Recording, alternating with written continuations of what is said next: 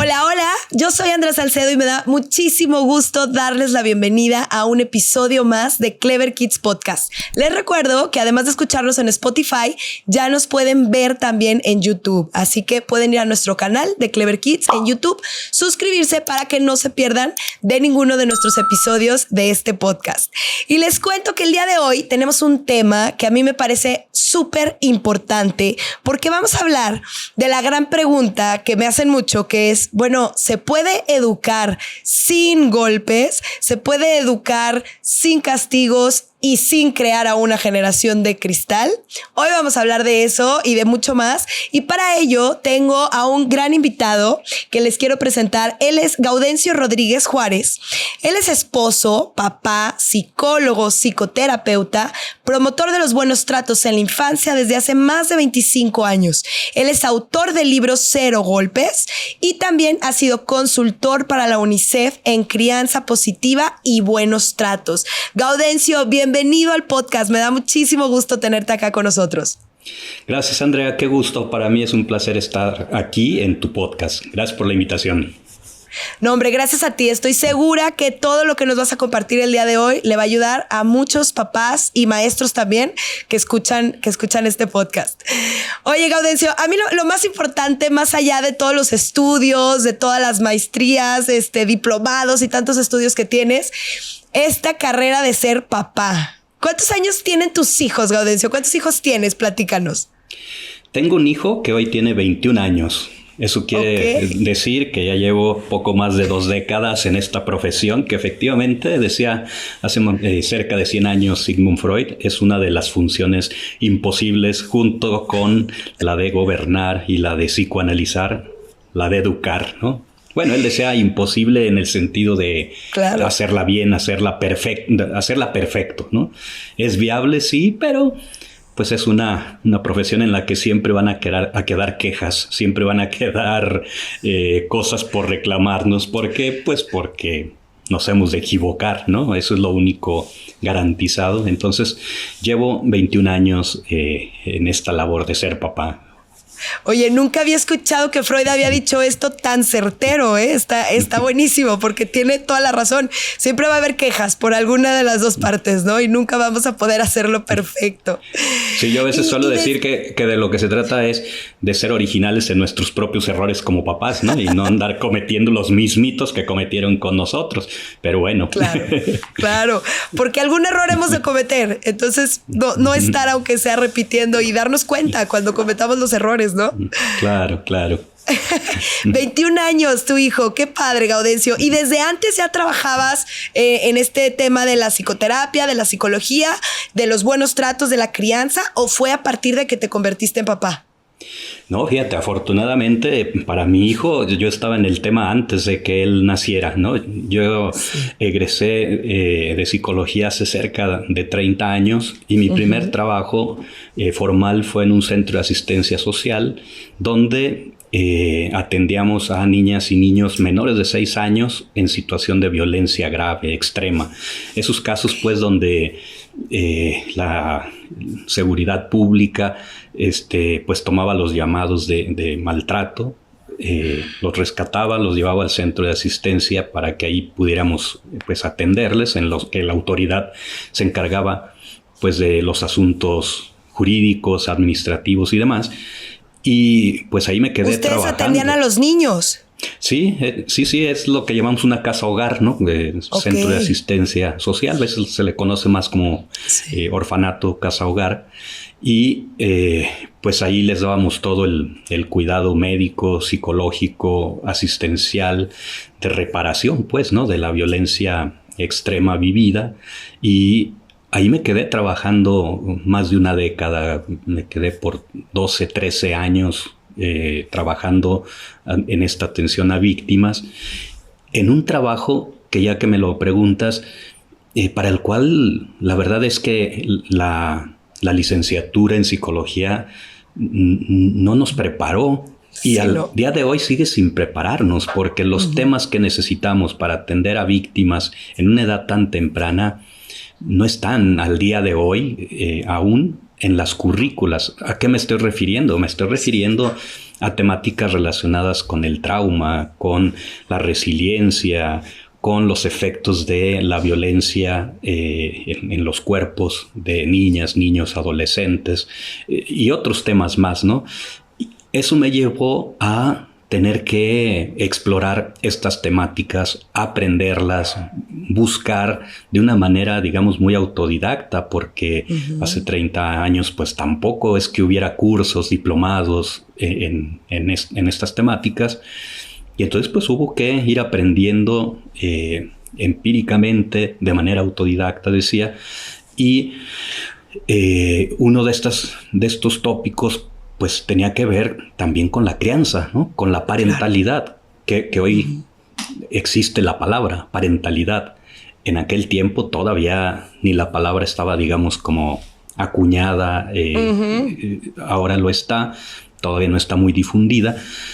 Y pues eso me llevó como a reflexionar el tema, ¿no? A preguntarme desde entonces si era posible criar prescindiendo de cualquier tipo de maltrato, ¿no? Fuera físico, psicológico, negligente, de cualquier tipo.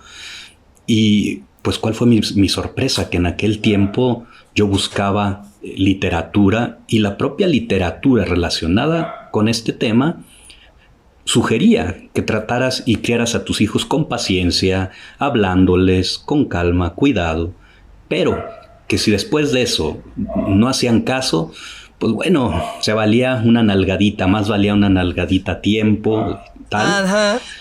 Y eran libros de crianza escritos por expertos, y no tan viejos, Estoy hablando ya libros escritos en este siglo, del 2000, del 2006.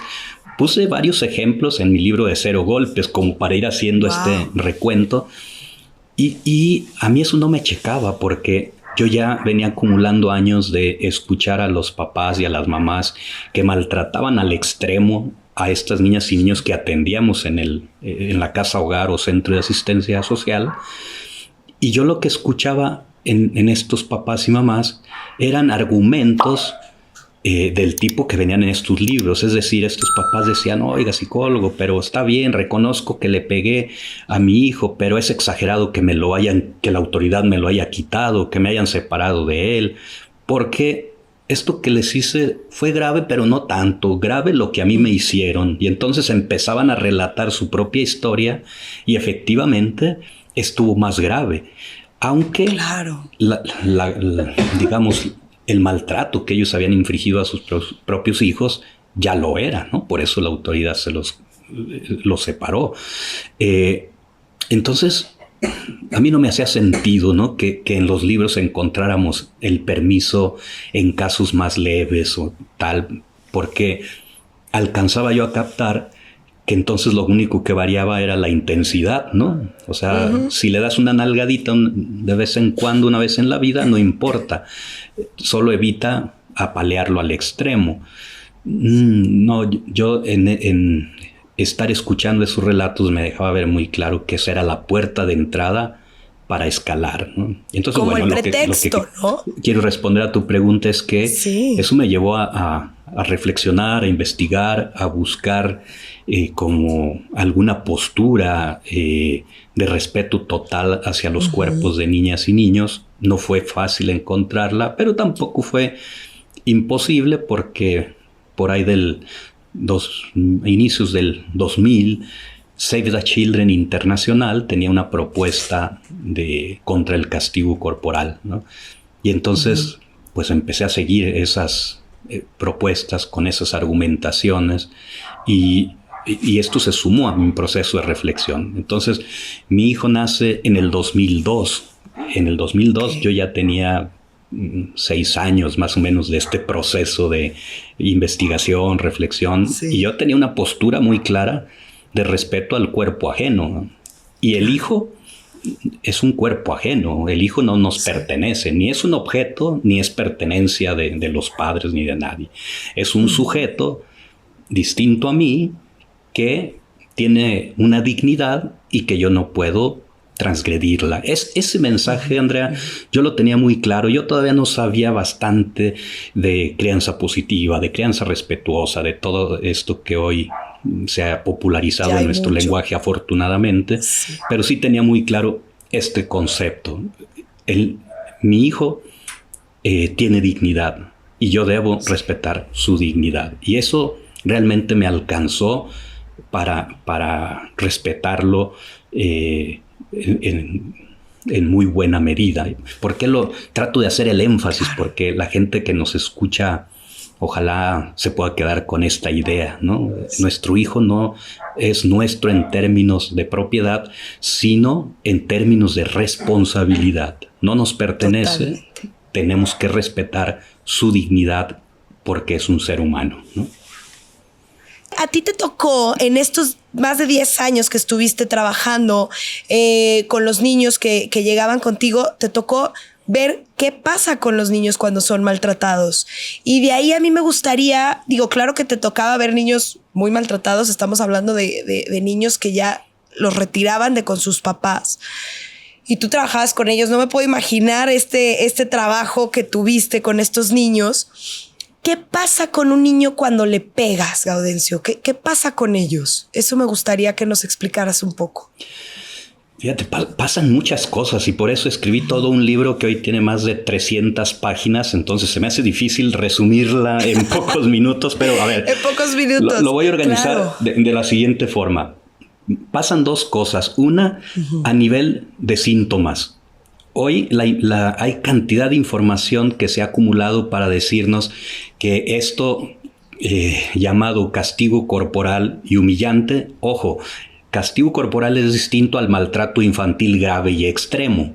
Okay. El castigo corporal... ¿Cuáles serían las diferencias? Ajá. Sí, la diferencia principal está en que ambos son maltrato. El castigo corporal es un tipo de maltrato dentro de los muchos que existen, pero el Comité de los Derechos del Niño de Naciones Unidas sugirió a los países que diferenciaran castigo corporal del maltrato infantil en general, porque este castigo corporal hace alusión a esas prácticas de crianza o disciplina que la gente suele considerar así, y entonces es la nalgada, el pellizco, el coscorrón y todo aquello que se utiliza como fines educativos, ¿no? Entonces podríamos decir, como malos tratos de una intensidad y en ocasiones puede ser de una frecuencia menor al maltrato infantil grave y que no estaba en México hasta antes del 2021 tipificado como delito. Me estoy refiriendo al castigo corporal. Pero no incluye solo el castigo físico. El comité también dijo que se tiene que considerar el castigo humillante. Y por castigo humillante se refiere a todo aquello que es, como la palabra lo dice, denigrante para el niño, atenta contra su dignidad. Son esos tratos peyorativos, estigmatizantes, humillantes, denigrantes, que un adulto tiene para esa niña o niño, ¿no? Y entonces, o sea, por ejemplo, perdón que te interrumpí, pero dale. Un castigo humillante sería, eres un tonto, por decir una palabra que pueda decir en este podcast, sí. Pero este tipo de comentarios hacia los niños. Sí, eres un tonto, no haces nada bien, ponerle un sobrenombre que a él no le gusta, que se encuentra ofensivo, eres un panzón, eres un gordo, todo eso que sea así, humillante, entra en esa categoría, ¿no? La gente piensa que eso no hace daño, piensa que eso no está mal. Está muy mal, atenta contra la dignidad, atenta contra los derechos humanos. Y decía yo que se ha acumulado mucha investigación en las últimas 2-3 décadas como para dar cuenta que este tipo de maltrato deja muchas secuelas. A nivel de sintomatología, prácticamente puede afectar en cualquiera de las esferas de vida, ¿no? En la afectiva, en la cognitiva, en la autoimagen, en la social, en la moral. síntomas concretos serían ansiedad, dificultades de aprendizaje, de atención, de concentración, niños muy movidos, a nivel, digamos, social, con muchas dificultades para la interacción, para esperar su turno, para tener buenas relaciones con los otros. A nivel moral, la gente a veces utiliza el castigo corporal queriendo corregir a los niños, pues lo que nos dice la evidencia es que el efecto es contrario. Son niños que no adquieren como los conceptos de lo que está bien, de lo que está mal, y son niños que transgreden más las normas, con mayor impulsividad, con mayor o con menor capacidad de autorregulación. Todo ese es, digamos, a nivel de sintomatología, como lo que podemos encontrar, y mucho más, ¿no? La lista es muy, muy larga. A ver, no estoy diciendo que un niño va a presentar toda esa lista o más, sino que este es el tipo de síntomas que se ha encontrado en niños que han sido víctimas de castigo corporal o humillante. Eso como sintomatología, pero también, digamos, es así porque a nivel de su cerebro, cuando un adulto castiga a una niña o a un niño, no, ahora sí ya voy a decir no solo de manera física, sino de cualquier forma, lo que está activando en ese niño son circuitos cerebrales asociados al estrés, asociados al miedo. Y entonces la condición para que haya aprendizaje es la seguridad, la calma, la activación de circuitos cerebrales que vayan en este sentido, en el sentido de la seguridad y la tranquilidad. Cuando se utilizan ese tipo de métodos, se activan esos otros circuitos. Y cuando siempre los métodos o los métodos son muy frecuentes, entonces lo que se activan son algunas estructuras del cerebro que están hechas para prevenirnos del peligro, del riesgo, como es la amígdala cerebral. Y cuando esta está siendo activada de manera muy, muy frecuente, pues se atrofia, ¿no? Y su función ya no la puede cumplir.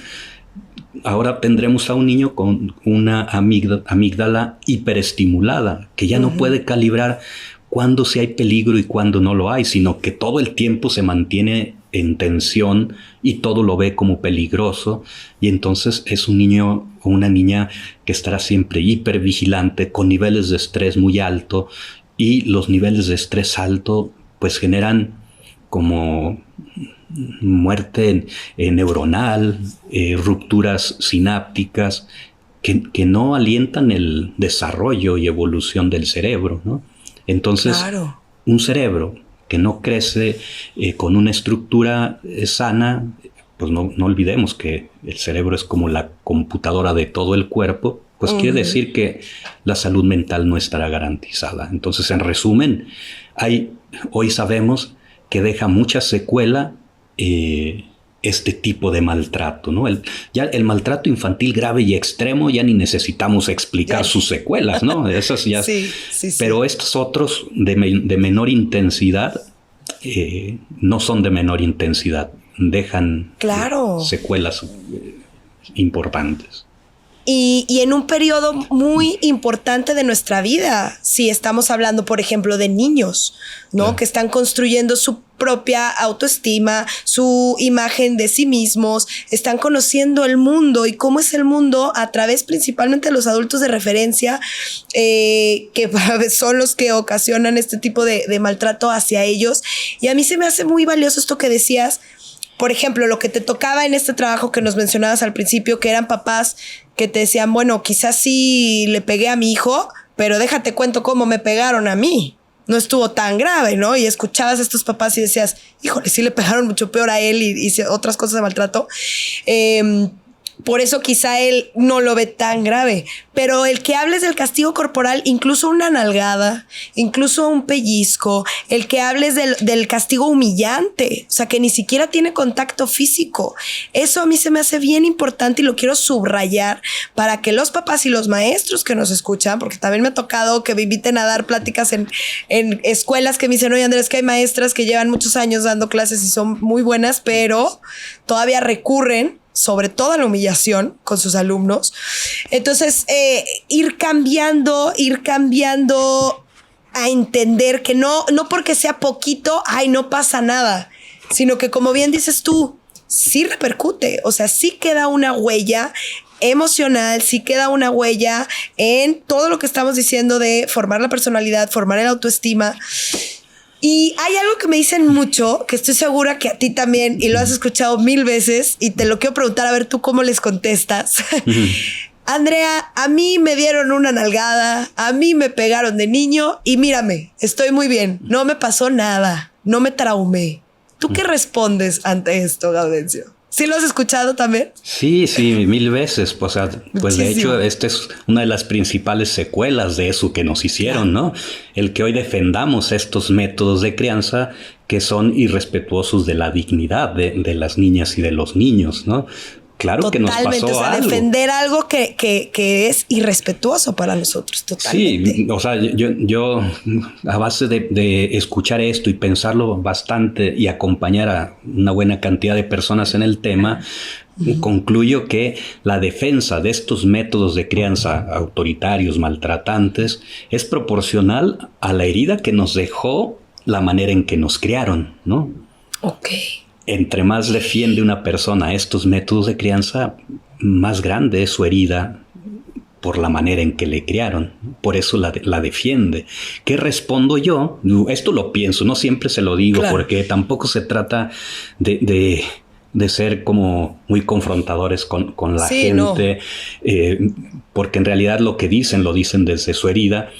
¿Qué sí es lo que yo respondo? Yo respondo en el tono de la colega española Rosa Jové, que ella dice, más bien la gente que hace estos argumentos no tiene idea de la versión de ser humano que sería hoy si no le hubieran dado ese castigo corporal en su infancia.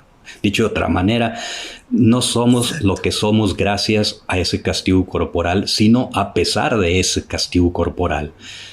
Porque ese castigo corporal nos dejó algunas secuelas, y si hoy somos gente funcional y estamos bien, es porque algún trabajo de resiliencia tuvimos que hacer para superar las secuelas que aquello nos dejó.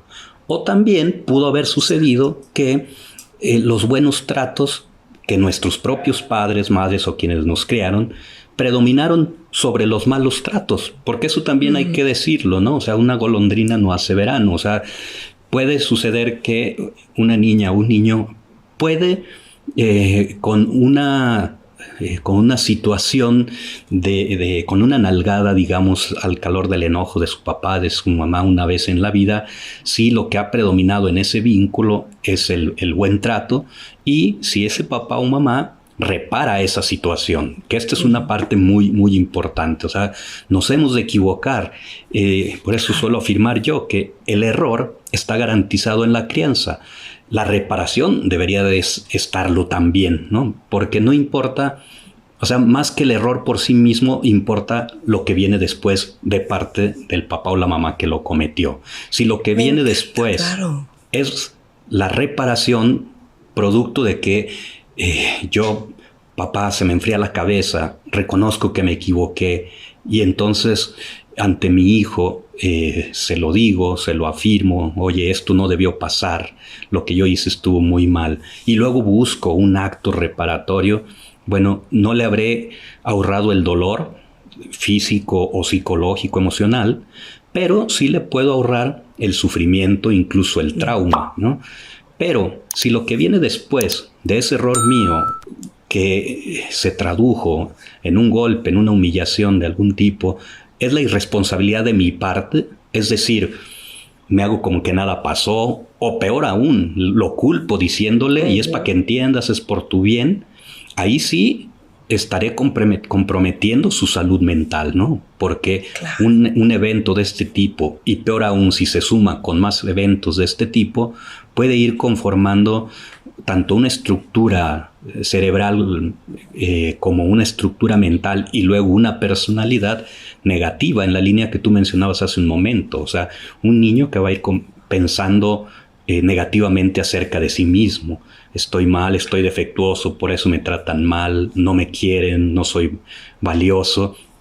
Y también una imagen negativa sobre sus cuidadores, ¿no? Mis padres se enojan, no saben qué hacer con sus emociones, están defectuosos y en extensión, pues una desconfianza hacia el mundo y hacia los vínculos humanos, ¿no? Esas son como las consecuencias que puede haber. Por eso importa más que el error lo que los adultos hacemos después del error.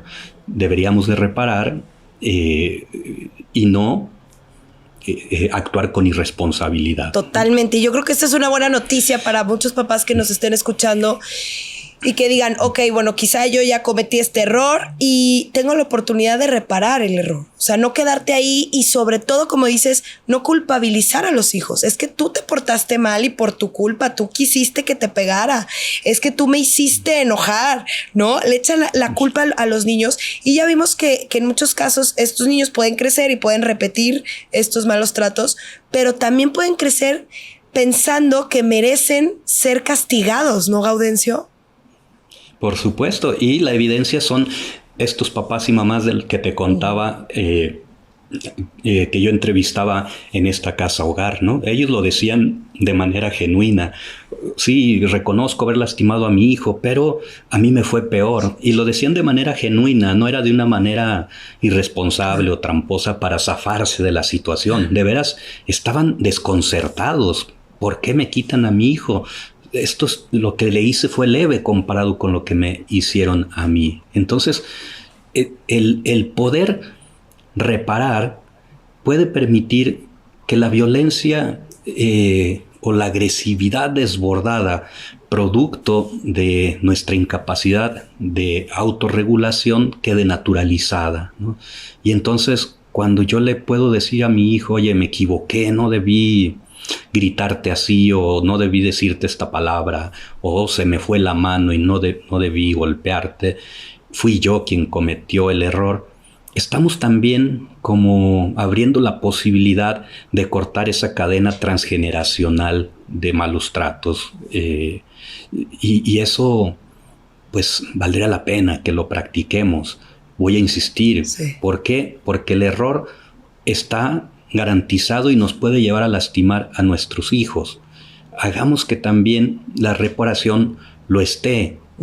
¿Para qué? Para poder cortar esta cadena de malos tratos. Porque yo encontré muy importante investigar durante muchos años sobre castigo corporal y humillante, desde que me encontré una evidencia en la investigación que decía que el castigo corporal siembra las bases del resto de las violencias que luego encontraremos en la sociedad.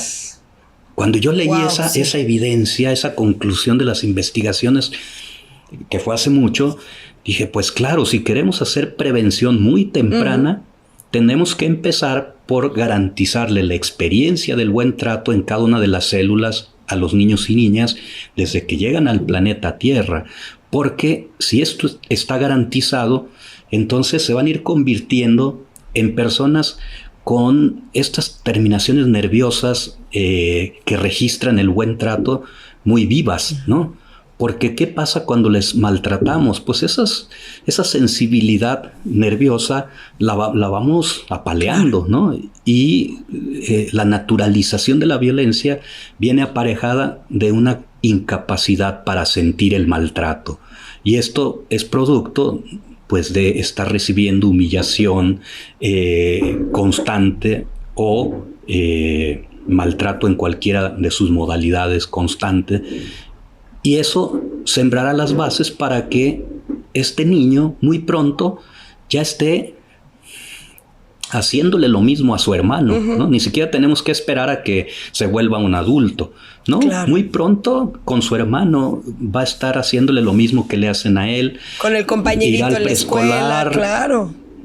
Y después con su novia ya en la adolescencia, sí. Y después con los compañeras de trabajo, claro. Y después desde su rol y después como funcionario y después generando guerras entre países. O sea, esto es de largo alcance. Totalmente. Entonces necesitamos seguir haciendo un llamado al respeto al cuerpo de niñas y niños, Porque te voy a decir una cosa más, sí. Andrea, yo tengo la impresión de que quienes estamos en este tema a base de repetirlo mucho durante varios años, me refiero a trabajar en contra del maltrato infantil, pareciera que a veces ya damos como por superada esta meta, ¿no? De erradicar el maltrato infantil, y entonces nos damos el salto a promover el buen trato, dando como herramientas de buen trato.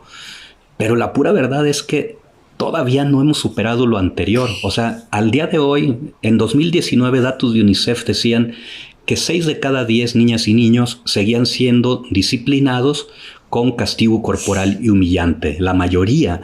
Y sabemos que en medio de la pandemia esos números aumentaron, ¿no? ¿Y qué quiere decir esto?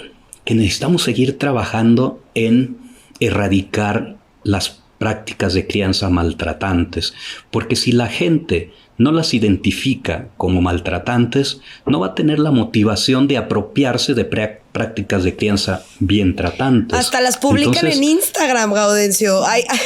Hay conductas maltratantes que están los papás haciendo retos en TikTok, retos en Instagram, y que yo los veo y digo, no se han dado cuenta. O sea... Claro, y entonces necesitamos, o sea, la gente profesional, pues seguir problematizando este tema, dando información. Por ejemplo, lo que pasa es que yo no me dedico demasiado a las redes sociales, no le dedico mucho tiempo, pero cuando salen imágenes de este tipo habría que decirles, oye, ¿sabías que eso que estás publicando ahí en México está prohibido por la Ley General de Derechos de Niños y Adolescentes porque entra en la categoría de castigo humillante? Ya sabemos que eso no va a cambiar la práctica de crianza. Las leyes no las cambian por sí mismas, pero sí transmiten un mensaje acerca de lo que sí se vale y no se vale. Totalmente. En el siglo XXI, en el 2023 y de ahí para adelante, ¿no? Entonces creo que ahí seguimos teniendo una tarea, las personas profesionales que estamos en este tema, en el sentido de la divulgación de información. Claro, y de educar a la gente. Y ahorita que dices, así haya 1 millón de leyes, yo creo que el verdadero cambio está en la educación, ¿no? Esto que tú nos mencionabas. De acuerdo. Que desde niños, si todas las personas desde niños fueran criadas con buenos tratos, pues estaríamos hablando de una sociedad totalmente diferente. Es lo que yo digo. Cambiemos el mundo, cambiemos la educación para cambiar el mundo. O sea, no necesitamos más policías, no necesitamos más cárceles, no necesitamos más leyes, necesitamos mejor educación. Necesitamos entender estos efectos que tiene el maltrato infantil, que hoy ya los conocemos. Tú nos acabas de contar en tu propia persona cómo fue este proceso de ir descubriendo la información. Hoy tenemos neurociencias, hoy tenemos estudios longitudinales, ya tenemos resultados que antes no se tenían. Entonces, hoy sí podemos pensar en ir erradicando estos malos tratos, pero creo que es una labor bien complicada porque muchos de los papás fueron criados con maltrato. Entonces, muchos de los papás que quizá ahorita estén escuchando, bueno, yo fui criado con maltrato, nos dirían, ¿y ahora cómo le hacemos? ¿Cómo le hacemos para no repetir estos patrones con nuestros hijos? Sí, ojalá esta charla breve alcance ese efecto. Sí. Y yo diría, si a alguien que nos esté escuchando le alcanza este efecto que estás mencionando, yo le diría enhorabuena, felicidades, porque ya venía en un proceso de sensibilización y entonces ahora sí está listo para apropiarse de esta información que, estoy de acuerdo contigo, ya fluye cada vez más, ¿no? Afortunadamente, muchas colegas estamos produciendo información gratuita que ya se puede consultar, bajar este mismo podcast, pues, y los muchos que tú has hecho y más personas. Es información gratuita que la hacemos para sumar, ¿no? Basta, pues, ir a su encuentro también, porque yo creo que es importante que no perdamos de vista que la crianza, la parentalidad no es algo con lo que se nace, ¿no? Sino que se trata de un conjunto de habilidades, de conocimientos, de actitudes que para poderlas tener al más alto nivel, pues hay que hacer como cualquier atleta lo hace, hay que dedicarle horas de entrenamiento, ¿no? Y yo siempre suelo sugerir a papás y mamás, metamos a nuestra agenda la crianza, pero en dos niveles. La que ejercemos con el hijo, con la hija en el día a día, y dejemos otro espacio para la reflexión, para el estudio, y sobre todo la reflexión con pares, ¿no? O sea, platicar con otros papás, con otras mamás, a lo mejor un articulito de una cuartilla o de 2 cuartillas, reflexionarlo en grupo, o poner una situación que vivieron y luego reflexionarla, tú cómo la resolverías o tú cómo le has hecho. O sea, dedicar tiempo trae como resultado que el músculo de la parentalidad crezca. A mayor tiempo de reflexión, mayor competencia parental, y la crianza se hace mucho más viable y atinada. Entonces, dediquemos tiempo a ello, no solo a la crianza, sino a la reflexión y reeducación, porque estoy de acuerdo contigo. Somos una generación maltratada, herida por las prácticas de crianza autoritarias de las que venimos, y hoy no solo tenemos la invitación a hacerlo de una manera respetuosa.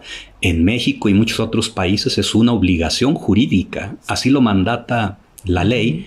Y si la ley lo mandata, no fue una ocurrencia nada más del Poder Legislativo. Es que hay mucha evidencia del daño que eso genera, ¿no?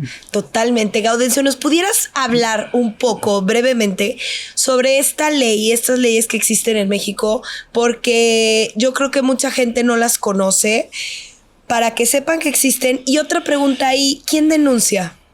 Los niños no van a ir a denunciar a sus papás. ¿Quién hace la denuncia? ¿Y cuáles son estas leyes? Claro, la prohibición del castigo corporal y humillante quedó en la Ley General de Derechos de Niñas, Niños y Adolescentes y en el Código Civil Federal en enero del 2021. Okay. O sea, hace poco. 2 años y fracción. Reciente. Sí, esto acaba de suceder.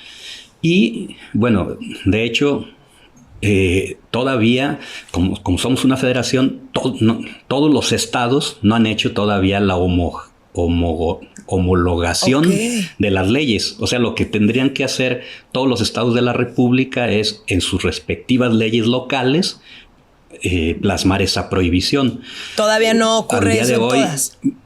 En todos, ¿no? Al día de hoy van como 2/3 partes, o sea, alrededor de 20. Faltan alrededor de 10 estados, pero aún así, digamos, esto ya es ley y además ya hay jurisprudencia al respecto.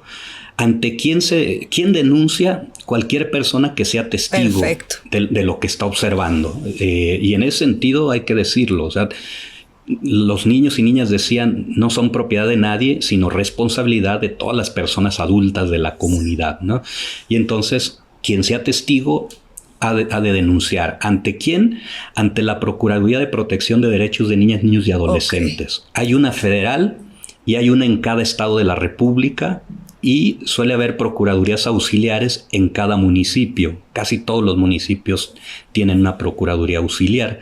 Entonces, ahí es, ¿no? Sí, o incluso puede ser el 911. Pero también hay que decir que, nuevamente, si tejemos fino, cuando hablamos de maltrato infantil grave, extremo, crónico, no de castigo corporal, pues ahí sí no solo es la Procuraduría, es seguridad pública, son las fiscalías, es cualquier autoridad. Y es bueno saber que en general la denuncia es anónima, ¿no? El 911 incluso recibe las denuncias. Puede ser anónima porque hay veces que las personas testigo se inhiben, ¿no? Por pensar tal. Sepan que es anónimo la llamada. Pero cuando hablamos del castigo corporal y humillante, también es bueno saber que el sentido que le dio el Comité de los Derechos del Niño a esta prohibición no fue buscar como medidas penales, ¿no?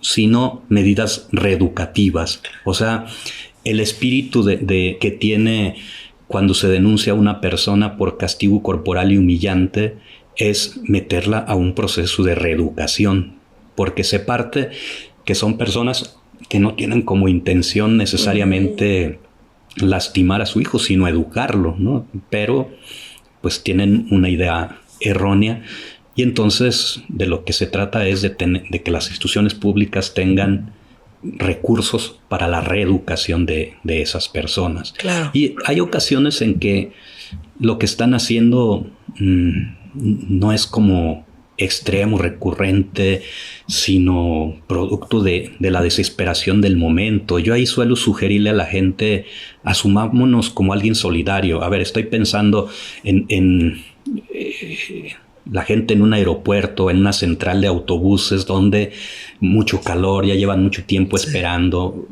con un niño pequeño y otro en brazos. Es un hecho que esos niños se van a desesperar y el adulto se va a desesperar con ellos, y la posibilidad de que le maltrate físicamente es muy alta. En ese momento es bueno que los que estamos alrededor nos asumamos copartícipes del apoyo de esa situación, ¿no? Y entonces, en lugar de juzgar, criticar a esa mamá desesperada o a ese papá desesperado, acerquémonos y ofrezcamos ayuda, la que se requiera, ¿no? Lo que se requiera, antes de que el estrés traiga como consecuencia lo que ya sabemos que va a traer. Entonces, bueno, di como distintos niveles, digamos, como de intervención que tenemos. Exactamente, como sociedad. Los niños son responsabilidad de todos. Y esto a mí se me hace algo súper, súper importante. Y lo recalco, ¿no? En los salones de clases nos toca enterarnos de muchas cosas, en las escuelas, pero también en el parque, en los aeropuertos, como dices tú. Y nos corresponde a todos, porque los niños son el futuro de la sociedad, ¿no? Totalmente. Entonces estamos educando al futuro. O incluso, Andrea, demos un pasito atrás. Hay que hacerlo no solo porque son el futuro, sino sobre todo porque son presente, o sea, porque hoy son personas. Fíjate que curiosamente, veces la gente suele decir que hay que tratarlos bien por esto, porque son futuro. Hoy el enfoque de derechos humanos dice no son futuros, son personas del día de hoy ya, ¿no? O sea, son sujetos de derechos y hay que garantizarles todos y cada uno. Y obviamente, en consecuencia, si les garantizamos todos sus derechos, en el futuro vamos a tener personas adultas saludables, claro, sociedades más solidarias, más humanas, más productivas. Totalmente, por supuesto. ¿No? Y yo también quiero dejar bien claro que con todo esto que hemos venido platicando, no estamos diciendo que no le pongas límites a tus hijos, no estamos diciendo que les dejes hacer lo que se les antoje, no estamos diciendo sé permisivos con ellos. O sea, eso creo que también es muy importante, porque luego dicen, ay, es que están educando a la generación de cristal. Ay, es que estos niños ya no se les puede decir ni hacer nada porque con pincitas, ¿no? Entonces, yo quiero también tocar este tema, que todo lo que estamos diciendo es, vamos a educar, no lo vamos a hacer con malos tratos, pero sí lo podemos hacer con buenos tratos, porque también yo creo que el hecho de maltratar, de golpear, de humillar, es tan maltrato como el ser sobreprotector o el ser permisivo o dejar que tu hijo haga lo que quiere y no ponerle ninguna regla y ningún límite, es igualmente dañino para ellos. Entonces es importante recalcar eso. No estamos diciendo, pobrecito tu hijo, nunca le vayas a poner una regla o un límite, sino hazlo con buenos tratos, ¿no? Claro, porque hay que ir, digamos, como a los conceptos, dejar que hagan todo lo que quieran cuando todo lo que quieren en ocasiones puede ser contraproducente. Totalmente. O insano para ellos, para ellas, es maltrato de tipo negligencia, ¿no? Mientras que golpearle es de tipo físico, humillarle es de tipo psicológico, dejar que haga lo que quiera o sobreprotegerle es de tipo negligencia. Entonces tienes razón, solo cambia la tipología. Por supuesto que no es lo que estamos sugiriendo, pero tienes razón. Hoy hay esta confusión. Cuando damos este mensaje, la gente lo registra de esa manera, pero para mí es otra vez la evidencia de la generación que somos, esta generación adulta, ¿no? Una que al no tener un referente distinto de cómo criar o educar, nos da para pensar en términos pendulares, ¿no? Bueno, a ver, si Andrea y Gaudí están diciendo que no humillación, no castigo físico, pues entonces parece que están sugiriendo el otro extremo, deja que haga lo que quiera, porque la mente además es así, como que tiende a ir de un lado a otro, y de hecho podríamos decir que es algo que viene ocurriendo, ¿no? Hay muchos papás, mamás que sí se han ido a ese otro extremo pensando que ahora ya están en el terreno del buen trato.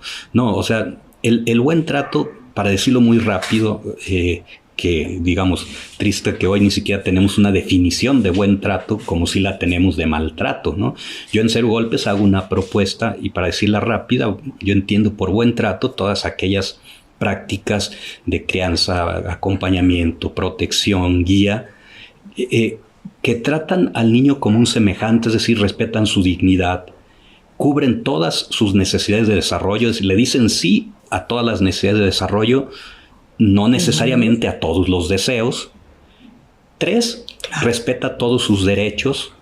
Y 4, los buenos tratos se sienten en el cuerpo de quien los proporciona y quien los recibe. Es decir, genera sensaciones gratas, ¿no? Para mí esas son 4 como coordenadas que me permiten saber si estoy en el terreno del buen trato, y traen como consecuencia pues la evolución de un sano desarrollo hasta el máximo potencial de esa niña o niño en todas sus esferas, ¿no?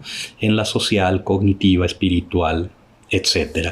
Entonces, para que eso ocurra, efectivamente necesitamos asumir un rol de personas adultas que guían y acompañan a una niña y a un niño que todavía no tiene la claridad de la complejidad de la vida como para tomar decisiones atinadas siempre. Entonces sí, claro que hay ocasiones, muchas, en las que vamos a tener que decirle no a un deseo, ¿no?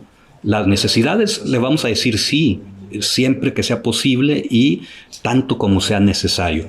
Pero a los deseos, en muchas ocasiones vamos a tener que decirle no, sobre todo cuando se trata como de actitudes temerarias o que los pudieran poner en riesgo, ¿no? Puede ser en la infancia, puede ser en la adolescencia, y no hay que titubear, simplemente hay que decirle no. Exacto, con firmeza, bien, ¿no? Y te digo que no porque te quiero y te cuido. Sí. Y eso organiza al niño. Cuando titubeamos, lo metemos en aprietos porque ellos siempre nos están tomando como referente. Cuando ya son adolescentes, hay ocasiones en que hay que decirle no con toda la precisión, pero no estemos esperando que ellos reaccionen tranquilamente diciendo, ay, gracias papá por decirme que no, claro. ¿Cuánto me amas? No, seguramente se va a frustrar, ¿no? Seguramente se va a enojar y va a pelear conmigo y va a reñir.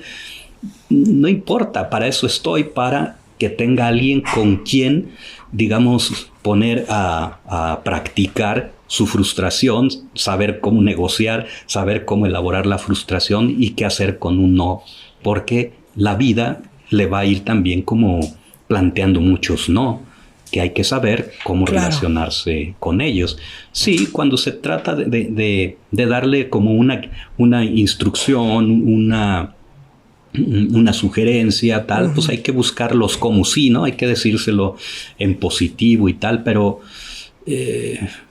creo que lo que estoy diciendo es que no renunciemos a nuestro rol de autoridad, ¿no? El rol de autoridad no siempre es cómodo, y pues si decidimos tener hijos, hijas, no es para pasarla en comodidad. Esto es complejo y tiene momentos de tensión, tiene momentos de mucho placer la crianza, pero hay otros de mucha tensión y hay que asumirlos y no hay que darle vuelta. La autoridad significa ayudar al hijo, a la hija a ser más y mejor persona, a crecer. Eso es de diccionario y a mí me parece una palabra muy linda. Lo que pasa es que en ese ayudar al otro a ir creciendo, una de las funciones principales es que el hijo se asuma no como el centro del universo, ¿no? Sino como uno más del universo y que está como con los recursos para poder interactuar con los demás. Eso quiere decir que tiene capacidad de tolerar la frustración, de postergar deseos, de salir de sí mismo para mirar por los otros, aunque eso a veces implique unas ciertas renuncias a algo. Y hoy eso está faltando mucho en la humanidad en general, ¿no? No digo en niñas y niños, sino en la humanidad en general. Está siendo muy difícil que nos salgamos de nosotros para pensar en los demás, esta capacidad de proteger la vida, ya no solo la humana, sino toda, está medio de pique, y mucho tiene que ver pues con el trabajo que está faltando por hacer en el rol de las personas como adultos que somos. Es lo que acabas de decir, y qué bueno que lo mencionemos. Yo, esto que tú dices del péndulo, yo siempre lo explico como una balanza, como si antes hubiéramos estado más cargados al autoritarismo de los golpes y los castigos, y ahora la balanza se fue hacia el otro lado de la sobreprotección. No quiero hacer aquello que me hicieron y me voy al extremo. Entonces es bien importante entender que ninguno de los dos extremos es positivo. Ninguno de los dos. Hay que tratar siempre de ir en este medio, ¿no? De traernos todo el amor y todo el respeto, pero toda la autoridad que tiene nuestro rol como padres, porque para eso estamos, para ir guiando, para poner hasta aquí, para decir que no. Y muchas veces los papás, por el miedo a la reacción del niño, que evidentemente va a ser de frustración, como bien lo decías, prefieren ahorrarse la frustración, el berrinche, el enojo del niño, y entonces le dicen que sí a todo, ya hazlo, está bien, come lo que quieras, haz lo que quieras, y eso está cayendo en la negligencia. Así que aguas también con eso, papás. Aguas también con eso. Claro, y también hay que decir que esto es muy, muy complejo, ¿no? Algunos papás lo harán por esos motivos y otros lo hacen porque las sociedades tampoco están organizadas para la crianza. Es decir, el mantener el equilibrio entre el mundo laboral y el mundo familiar, doméstico, que incluye la crianza, es muy difícil de conciliarlo, ¿no? Y también existen mamás, papás que sí quisieran estar más en la vida de sus hijos, con la cabeza más en el centro, pudiendo aplicar más de la crianza respetuosa y positiva, pero en ocasiones los niveles de estrés son tan altos porque la vida está muy acelerada. Hay gente que con sueldos precarios, que trabaja muchísimas horas, y así no se puede tener un cerebro con los circuitos de calma activados, ¿no? Sino que son los del estrés. Y entonces esa población está en otra condición, y allí más bien esto interpela al Estado. Al Estado le corresponde crear las condiciones para que quienes crían puedan ejercer su función. Y hay un muy buen sector de papás y mamás que no están pudiendo tener esas posibilidades, y que cuando por casualidad escuchan algunas de nuestros talleres o conferencias, en ocasiones se quedan con más carga, porque a mí me lo han dicho personas obreras: oye, psicólogo, ¿y cómo quieres que yo haga eso que nos dijiste en la conferencia si yo salgo de mi casa a las 6, 7 de la mañana cuando mi hijo es pequeño, está dormido, y vuelvo a las 9 de la noche cuando ya se volvió a dormir? Pues no hay manera de responderle. Ahí más bien decía eso, interpela al Estado, que debería de crear políticas públicas para que la crianza sí sea una posibilidad real. ¿Por qué? Pues porque en eso nos va la vida a la sociedad. Totalmente, ¿no? Gaudencio. Y bueno, llegando ya al final de este episodio, hay unas preguntas que a mí me gusta hacerles, ya de forma así como más general. Me gusta preguntar: ¿cuál ha sido el mejor consejo que te han dado a ti como papá? El mejor consejo, yo creo que ha sido hazle caso a tu hijo. O sea, como yo creo que me estaban parafraseando a Montessori, que decía, sigue al niño, ¿no? Porque ese consejo llevaba implícito el disfruta, el aflójate, el déjate llevar, ¿no? Y que aparte hace 21 años creo que me salvé de la presión de todo este bombardeo de información, y entonces lo pude llevar más a cabo y fluir y divertirme. Pero aún mejor, hoy, ¿no? es incluso más importante, ¿no? Porque sí vivimos en un bombardeo de información tremendo. Qué lindo consejo. Y si hubiera algún consejo final que quisieras tú darle a todos los papás que te están escuchando el día de hoy en este episodio, ¿qué les dirías? Pues yo les diría que enhorabuena por estar ahí presentes con sus hijas, con sus hijos. Que no se preocupen tanto por los detalles de la crianza, porque al final, cuando su hija, su hijo sea adulto, lo que va a recordar es si estuvieron presentes o no lo estuvieron, ¿no? Entonces, yo diría, estemos ahí, aunque nos equivoquemos, eso no importa porque eso está garantizado. Lo que importa es estar ahí intentando, reparando, porque al final de eso es de lo que se va a acordar el hijo, la hija en su adultez. Ahí estuvo mi papá y le echaba ganas y se equivocaba, intentaba y lo reconocía y ahí estuvo. Creo que por ahí iría mi comentario. Totalmente, Gaudencio. Pues te agradezco muchísimo y quiero que nos platiques, por favor, antes de concluir este episodio, sobre tu libro de 0 golpes, porque ahorita estás estrenando edición, estás cumpliendo años, así que cuéntanos, por favor, y en dónde lo pueden conseguir. Efectivamente, esta es la 4ª edición que tiene como un mes de haber salido. Desea que tiene más de 300 páginas que se fueron sumando. Cumple 10 años y hoy está más pertinente que nunca, ¿no? O sea, su contenido, en lugar de hacerse viejo, se ha hecho nuevo porque su mensaje es nunca pegarle a una niña o un niño de ninguna manera, ni física, ni psicológica, ni negligentemente, bajo ninguna circunstancia. Ese es su llamado. Y este libro ha servido, su contenido, para muchas cosas, entre ellas hacer reformas en México, en Colombia, para la prohibición de castigo corporal y humillante, pero sobre todo tiene sus 2/3 partes, pues tiene alternativas, ¿no? De cómo sí, ¿no? Buenísimo. Y sugiere también, pues, el trabajo de muchos otros colegas que están en este enfoque basado en evidencia, de derechos humanos, y eso puede ser de mucha ayuda. Lo pueden encontrar en Amazon. Quien vive en México, a través de amazon.com.mx. Quien está en otro país, pues a través de amazon.com. Y pues festejemos 10 años de 0 golpes con esta 4ª edición. Muchísimas felicidades, 10 años y, como dices tú, más vigente que nunca. Sí. Qué padre. ¿Y en dónde te pueden encontrar en redes sociales? Me encuentran por mi nombre. En Instagram estoy como Gaudencio Rodríguez Juárez y en Facebook como Gaudencio Rodríguez J, Parentalidad y Buenos Tratos. Ahí podemos platicar. Ok, para que estén también atentos a congresos a los que asistes, conferencias que impartes, talleres, todo esto. Sí. Ahí voy anunciando cada actividad que tengo. En este momento estamos junto con Luz del Carmen Aguilar con un diplomado sobre adolescencia en curso. Ya arrancó. Seguramente por la respuesta que tuvo, el siguiente año lo volveremos a abrir. Excelente. Y pues bueno, cualquier actividad nueva, ahí la iremos anunciando. Excelente, Gaudencio. Pues muchísimas gracias nuevamente por este episodio y muchísimas gracias a todos también los que se dan el tiempo de escuchar, de aprender, de estar aquí conociendo sobre estos temas, tratando de aprender, tratando de cambiar y de desaprender tantas cosas que traemos desde nuestra propia infancia.